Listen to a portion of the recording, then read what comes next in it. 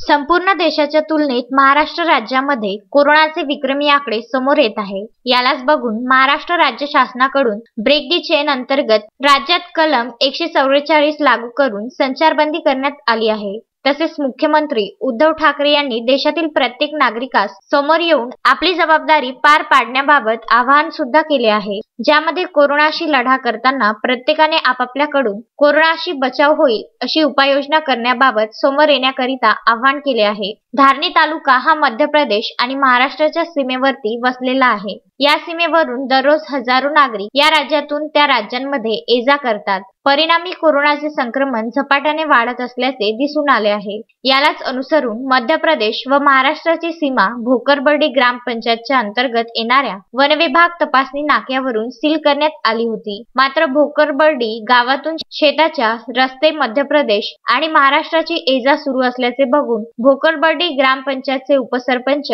रोहित पाल यांनी आपल्या जेसीबी द्वारे सदर गुप्त रस्ते संपूर्ण सील केले असून मध्य प्रदेश आणि महाराष्ट्राचा गुप्तरित्या होणारा संपर्क सद्यस्थितीत तुटला आहे। आता मध्य प्रदेश आणि महाराष्ट्रात ये-जा करण्याकरिता केवळ एकच रस्ता उरला असून त्या ठिकाणी पोलिसांचा बंदोबस्त लावण्यात आला आहे। अत्यावश्यक गरज असल्यावरच प्रवेश दिले जाणार असल्याची माहिती प्राप्त झाली आहे। रोहित पाल यांनी आज जे कार्य केले आहे असे कार्य देशातील प्रत्येक जबाबदार व्यक्तीने करणे गरजेचे आहे, तरच संपूर्ण भारत देश कोरोनाशी ब्रेक दी चेन अंतर्गत लढा जिंकणार व संपूर्ण देश कोरोनामुक्त होण्याच्या वाटेवर वाटचाल करणार। प्रशासनाला केलेल्या सहकार्याबद्दल प्रशासनाकडून आणि नागरिकांकडून रोहित पाल यांचे अभिनंदन केले जात आहे। तस्मीन शेख, सुलेमान मेमनसह जुगल किशोर जयस्वाल, विदर्भ न्यूज, धारणी।